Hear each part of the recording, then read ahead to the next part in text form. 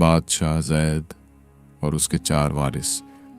रेगिस्तान की खामोशी में छुपा है एक राज, जहां तख्त से ज्यादा दिलों की कीमत होती है। 4 शहजादे, एक इम्तिहान और सच का फैसला। देखना ये है, कौन बनेगा असली वारिस। तो चलिए शुरू करते हैं कहानी को।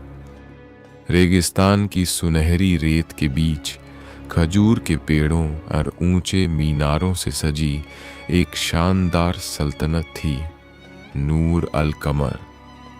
यह सल्तनत अपनी इंसाफ पसंदी और इल्म के लिए दूर दूर तक मशहूर थी। इस सल्तनत के बादशाह थे ज़ैद बिन हारिस, एक ऐसे शासक जिनकी आंखों में सख्ती भी थी और दिल में रहमत भी। वह हर फैसला कुरान और इंसाफ के तराजू में तौल कर करते थे। लेकिन बादशाह ज़ैद के दिल में एक चिंता हमेशा रहती थी। उनके 4 बेटे, चारों एक दूसरे से बिल्कुल अलग। शाहजादा अमीर, सबसे बड़ा बेटा, बहादुर, समझदार और जंग का माहिर। लोग कहते थे अमीर ही अगला बादशाह बनेगा, लेकिन उसके दिल में एक छुपा हुआ गुरूर भी पल रहा था। शाहजादा सलीम, दूसरा बेटा, इल्म का दीवाना, दिन रात किताबों और दीन की बातें सीखता। वो कहता, हक की राह तलवार से नहीं, इल्म से बनती है। शाहजादा फरहान, तीसरा बेटा, गुस्सैल, जल्दबाज और ताकतवर। उसका मानना था डर ही हुकूमत को कायम रखता है। शाहजादा यूसुफ, सबसे छोटा बेटा, नरम दिल, रहम दिल और सादा जिंदगी पसंद। वो अक्सर गरीबों के बीच बैठता, उनकी मदद करता। लोग उसे अल्लाह का नेक बंदा कहते थे। एक रात बादशाह ज़ैद ने एक अजीब ख्वाब देखा। उन्होंने देखा कि सल्तनत के ऊपर एक काला तूफान छा रहा है। चारों बेटे 4 अलग अलग रास्तों पर खड़े हैं और एक आवाज गूंजती है, इनमें से सिर्फ एक ही नूर को बचाएगा, बाकी सब उसे खो देंगे। बादशाह पसीने में भीगे हुए उठे। उन्हें समझ आ गया, अब वक्त आ गया है अपने बेटों की असली परीक्षा लेने का। अगली सुबह दरबार लगाया गया। चारों शहजादे सामने खड़े थे। बादशाह ने कहा, मैं तुम चारों को एक एक सफर पर भेजूंगा। जो अपने सफर से हक, सब्र और सच्चाई लेकर लौटेगा, वही इस सल्तनत का असली वारिस होगा। दरबार में सन्नाटा छा गया, लेकिन किसी को नहीं पता था यह सफर सिर्फ इम्तिहान नहीं, बल्कि एक छुपी हुई साजिश की शुरुआत भी है। 4 रास्ते, 4 इम्तिहान। सुबह की पहली अजान के साथ ही चारों शहजादे अपने अपने सफर पर निकल पड़े। हर एक के साथ अलग मुकद्दर, अलग रास्ता और अलग आजमाइश थी। शाहजादा अमीर का सफर, गुरूर का रेगिस्तान। अमीर घोड़े पर सवार होकर एक विशाल रेगिस्तान की ओर बढ़ा। रास्ते में उसे एक बूढ़ा फकीर मिला। फकीर ने कहा, पानी दे दो बेटा, 3 दिन से प्यासा हूं। अमीर ने घमंड से कहा, मैं बादशाह का बेटा हूं, खिदमत करने नहीं निकला। और वह आगे बढ़ गया। लेकिन कुछ दूर जाते ही रेत का तूफान उठा, इतना भयानक कि रास्ता गायब हो गया। अब वही अमीर जो किसी को पानी नहीं दे रहा था, खुद पानी के लिए तरसने लगा। शाहजादा सलीम का सफर, इल्म की गुफा। सलीम एक पुराने पहाड़ी इलाके में पहुंचा जहां एक रहस्यमयी गुफा थी। अंदर एक बुजुर्ग आलिम बैठे थे। उन्होंने कहा, अगर तुम सच में इल्म चाहते हो तो पहले एक सवाल का जवाब दो। अगर सच बोलने से किसी की जान चली जाए और झूठ बोलने से बच जाए तो क्या करोगे? सलीम खामोश हो गया। यह सवाल उसके पूरे यकीन को हिला रहा था। शाहजादा फरहान का सफर। खामोश गांव। फरहान एक गांव में पहुंचा। गांव पूरी तरह खामोश था। ना कोई इंसान, ना कोई आवाज। अचानक एक औरत रोती हुई मिली। उसने कहा, एक जालिम सरदार ने सबको कैद कर रखा है। फरहान का गुस्सा भड़क उठा। उसने बिना सोचे समझे तलवार निकाल ली और किले की ओर दौड़ पड़ा। लेकिन उसे नहीं पता था यह जाल एक बड़ी चाल थी। शाहजादा यूसुफ का सफर। रहमत की राह। यूसुफ एक छोटे से गरीब बस्ती में पहुंचा। वहां लोग भूखे थे, बीमार थे। यूसुफ ने अपना सारा खाना, पानी और पैसे लोगों में बांट दिए। खुद भूखा रहकर भी दूसरों को खिलाया।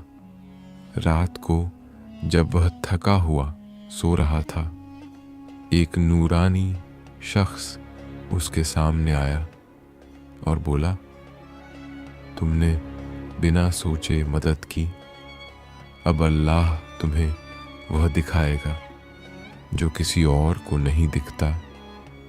उसी समय चारों जगह कुछ अजीब होने लगा। अमीर के रेगिस्तान में कोई साया उसका पीछा कर रहा था।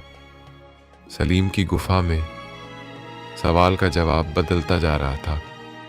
फरहान के किले में दुश्मन इंसान लग रहे थे और यूसुफ के सामने एक छुपा हुआ राज खुलने वाला था। रात गहरी हो चुकी थी। चारों शाहजादे अब अपने अपने इम्तिहान के ऐसे मोड़ पर पहुंच चुके थे जहां से लौटना आसान नहीं था। शाहजादा अमीर। रेगिस्तान अब सिर्फ रेत नहीं रहा। अमीर को दूर एक महल दिखाई दिया। पानी, छाया, आराम। वह दौड़ता हुआ वहां पहुंचा, लेकिन जैसे ही अंदर गया, महल गायब हो गया और उसके सामने वही बूढ़ा फकीर खड़ा था। फकीर की आवाज अब भारी और गूंजती हुई थी, जिसने रहम नहीं किया उस पर रहम क्यों हो। अचानक अमीर के चारों तरफ परछाइयां घिरने लगीं। हर परछाई उसकी ही शक्ल में थी, गुरूर से भरी हुई। अब उसे खुद से लड़ना था, अपने अंदर के घमंड से। शाहजादा सलीम, इल्म या हिकमत? गुफा की दीवारें बदलने लगीं। अब सलीम के सामने एक मंजर आया, एक मासूम बच्चा और उसके पीछे एक कातिल तलवार लेकर खड़ा। कातिल पूछता है, बताओ बच्चा कहाँ छुपा है? अब वही सवाल हकीकत बन चुका था। अगर सलीम सच बोले, बच्चा मर जाएगा। अगर झूठ बोले, वह अपने उसूल तोड़ देगा। उसके दिल में आवाज आई, इल्म सिर्फ किताबों में नहीं, हालात में होता है। अब उसे फैसला करना था, सच, झूठ या कोई तीसरा रास्ता।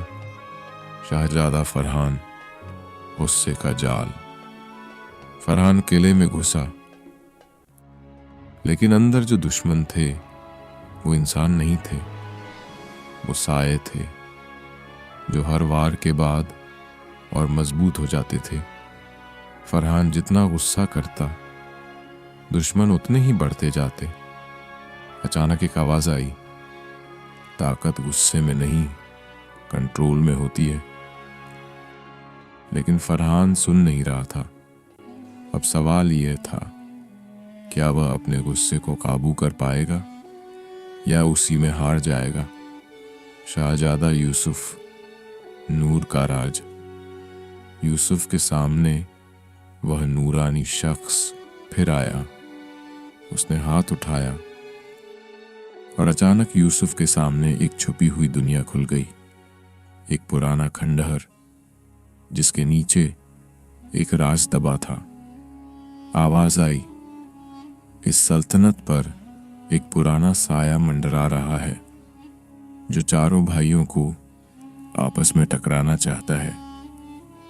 यूसुफ को एक अमानत दी गई, एक चमकती हुई अंगूठी। ये तुम्हें सच दिखाएगी, लेकिन याद रखना, सच हमेशा आसान नहीं होता। उसी वक्त चारों जगह एक ही नाम गूंजा, अजहाक। एक अनदेखा अनजाना साया जो सबके पीछे था। चारों शाहजादों के चारों तरफ अंधेरा गहराने लगा और फिर एक ही जगह, एक ही वक्त, चारों के सामने एक विशाल काला साया प्रकट हुआ। धीरे धीरे वह साया एक शक्ल लेने लगा। लंबा कद, आंखों में आग और आवाज जैसे सदियों की नफरत एक साथ बोल रही हो, मैं हूं अजहाक।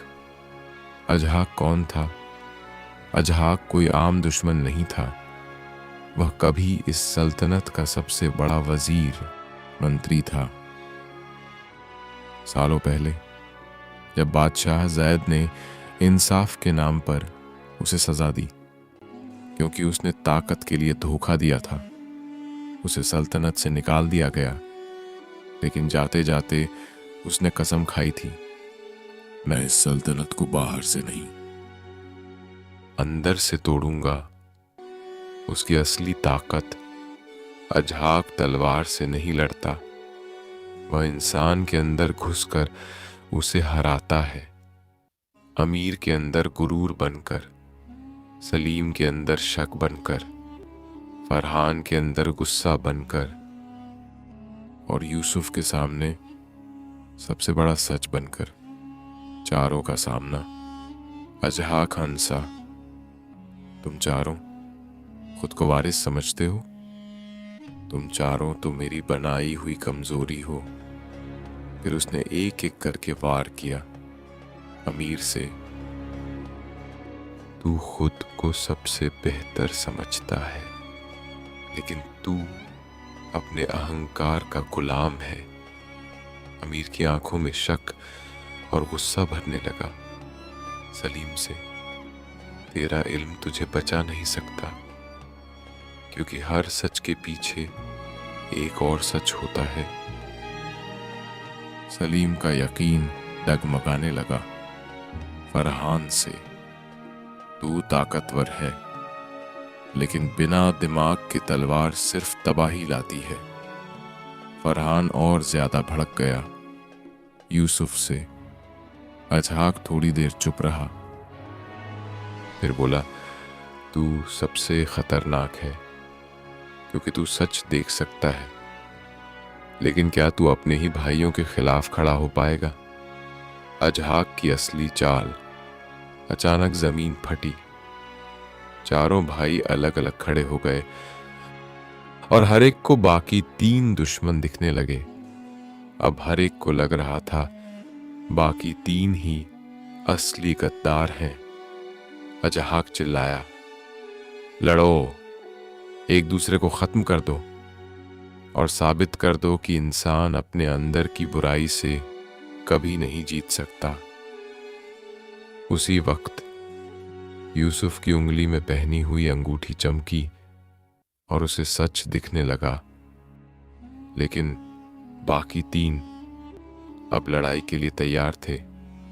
चारों भाई आमने सामने खड़े थे, तलवारें खिंच चुकी थीं, आंखों में शक, गुस्सा और धोखे का जहर भर चुका था। बस एक पल और खून बहने वाला था। यूसुफ की उंगली में पहनी अंगूठी तेजी से चमकने लगी। उसे सब साफ दिखाई देने लगा। अमीर, अपने गुरूर का शिकार, सलीम, अपने सवालों में उलझा, फरहान, अपने गुस्से में अंधा, और इन सब के पीछे अजहाक की हंसी। यूसुफ जोर से चिल्लाया, रुको, लेकिन किसी ने नहीं सुना। फरहान अमीर पर हमला करने दौड़ा। सलीम पीछे हटते हुए खुद को बचाने लगा। आखिरी कोशिश, यूसुफ उनके बीच आ गया, तलवारों के बीच, बिना डर के खड़ा हो गया और बोला, अगर आज तुमने एक दूसरे पर वार किया तो जीत अजहाक की होगी, हमारी नहीं। अमीर चिल्लाया, हट जाओ यूसुफ, ये सब गद्दार हैं। यूसुफ ने उसकी आंखों में देखा और कहा, भाई, अगर मैं गद्दार हूं तो बचपन में जब तुम बीमार पड़े थे तो रात भर तुम्हारे पास कौन बैठा था? अमीर का हाथ हल्का कांपा। यूसुफ सलीम की तरफ मुड़ा। तुम हमेशा सच ढूंढते रहे, तो ये बताओ, क्या कभी सच नफरत से शुरू होता है? सलीम की आंखों में सोच उतरने लगी। फरहान गुस्से में चिल्लाया, ये सब चाल है। यूसुफ ने धीरे से कहा, अगर ताकत ही सब कुछ है तो खुद को रोक कर दिखाओ। फरहान का कदम रुक गया। अचानक अंधेरा कांप उठा। अजहाक की आवाज गूंजी, नहीं, ये मुमकिन नहीं। इंसान अपने अंदर की बुराई से नहीं जीत सकता। यूसुफ ने अंगूठी उठाई। उसकी रोशनी चारों तरफ फैल गई और बोला, हम अपनी कमजोरी नहीं हैं, हम अपने फैसले हैं। अगर हम एक हो जाएं तो कोई अजहाक हमें नहीं तोड़ सकता। अमीर ने तलवार नीचे कर दी। सलीम ने सिर झुका लिया। फरहान ने गुस्से को रोक लिया। तीनों ने पहली बार एक दूसरे को दुश्मन नहीं, भाई की तरह देखा। अजहाक पीछे हटता है। अजहाक की ताकत कम होने लगी। उसकी आवाज कमजोर पड़ गई। यह अंत नहीं है। जब तक इंसान के दिल में बुराई है, मैं लौटूंगा। और वह साया धीरे धीरे गायब होने लगा। खामोशी के बाद चारों भाई खामोश खड़े थे। आज उन्होंने तलवार से नहीं, अपने अंदर से लड़ाई जीती थी। मुकद्दर, अजहाक के साए के खत्म होने के बाद सल्तनत नूर अल कमर में फिर से सुकून लौट आया। बादशाह जैद ने देखा, अब उनके बेटे सिर्फ वारिस नहीं, काबिल इंसान बन चुके हैं। तभी उन्होंने एक बड़ा ऐलान किया, अब वक्त है कि तुम चारों अपनी अपनी जिंदगी का नया सफर शुरू करो। शाहजादा अमीर का निकाह, ताकत और तवाजुन। अमीर का निकाह एक बहादुर और समझदार शहजादी रुकैया से हुआ। रुकैया सिर्फ खूबसूरत ही नहीं थी, बल्कि एक समझदार सिपह सालार की बेटी थी। उसने अमीर से कहा, असली बादशाह वही होता है जो अपने घमंड पर भी हुकूमत करे। अमीर ने मुस्कुराकर सिर झुका लिया। अब वह बदल चुका था। शाहजादा सलीम का निकाह इल्म और हिकमत। सलीम का निकाह एक आलिमा, विदुषी लड़की आयशा से हुआ। आयशा कुरान और हदीस की गहरी समझ रखती थी। उसने सलीम से कहा, इल्म तब पूरा होता है जब उसमें रहम भी शामिल हो। सलीम को अपना जवाब मिल चुका था। शाहजादा फरहान का निकाह, ताकत और सब्र। फरहान का निकाह एक सादा और सब्र वाली लड़की जैनब से हुआ। जैनब की सबसे बड़ी ताकत उसकी खामोशी और सादगी थी। उसने फरहान से कहा, हर जंग तलवार से नहीं जीती जाती। फरहान ने पहली बार गुस्से के बिना मुस्कुराना सीखा। शाहजादा यूसुफ का निकाह, रहमत और नूर। यूसुफ का निकाह एक नेक और गरीबों की मदद करने वाली लड़की मरियम से हुआ। मरियम का दिल यूसुफ जैसा ही था, साफ और रहम से भरा हुआ। उसने कहा, जो दूसरों के लिए जीता है, अल्लाह उसे कभी अकेला नहीं छोड़ता। यूसुफ की आंखों में सुकून उतर आया। पूरी सल्तनत में जश्न मनाया गया। मीनारों पर रोशनी, गलियों में खुशबू और हर दिल में दुआएं। चारों भाई अब सिर्फ शहजादे नहीं रहे, 4 मुकम्मल कहानियां बन चुके थे। बादशाह जैद ने आसमान की तरफ देखा और कहा, या अल्लाह, अब मुझे सुकून है। मेरी सल्तनत अच्छे हाथों में है। चारों भाई अपनी अपनी बेगमों के साथ खड़े थे। एक नई जिंदगी, एक नया दौर। वक्त बीत चुका था। चारों भाई अब समझदार, जिम्मेदार और अपनी अपनी खूबियों में मुकम्मल हो चुके थे। सल्तनत नूर अल कमर पहले से भी ज्यादा मजबूत हो गई थी। लेकिन अब एक आखिरी फैसला बाकी था, दरबार फैसला। एक दिन बादशाह जैद ने पूरा दरबार बुलाया। वजीर, आलिम, सिपहसालार सब मौजूद थे। चारों शहजादे अपनी अपनी बेगमों के साथ खड़े थे। सन्नाटा छा गया। बादशाह जैद का ऐलान। बादशाह ने धीमी लेकिन मजबूत आवाज में कहा, आज मैं अपना उत्तराधिकारी चुनूंगा। मैंने तुम चारों को परखा। तुम्हारी ताकत, तुम्हारा इल्म, तुम्हारा सब्र और तुम्हारा दिल। चारों की सच्चाई। अमीर, जिसने अपने गुरूर को हराया। सलीम, जिसने इल्म में हिकमत जोड़ ली। फरहान, जिसने गुस्से पर काबू पाया। यूसुफ, जिसने हर हाल में रहमत और सच्चाई को चुना। बादशाह ने अचानक कहा, मैं अपने बाद यूसुफ को बादशाह घोषित करता हूं। दरबार में हलचल मच गई। अमीर ने सिर झुका लिया। सलीम खामोश हो गया। फरहान ने गहरी सांस ली।